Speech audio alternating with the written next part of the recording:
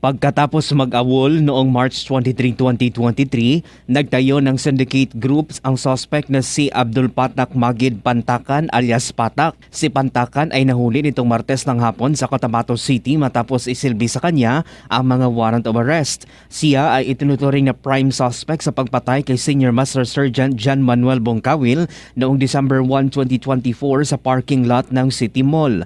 Sinabi ni PNP BARM Director Brigadier General Romeo Macapas, matagal din nilang sinubaybayan ang suspect dahil bukod sa pagbaril sa pulis, sangkot din siya sa mga kaso ng carnapping. Sa dagdag na report mula sa 1st Marine Brigade, ang suspect ay sangkot din sa murder for hire at illegal cigarette trade o smuggling. Ang area of operation nito ayon sa Marines ay sa Coronadal City, Pagadian City, Maguindanao Provinces at Cotabato City. Dagdag sa report, matapos mag-awol ay itinayo nito ang Pantakan Group na isang organized at syndicated group. Sa ngayon, patuloy na tinutugis ng PNP ang iba pa nitong kasamahan habang inihahanda na ang mga kasong isasampa laban sa kanya. Parang isa na silang nagiging buong grupo na para gumawa ng mga krimen.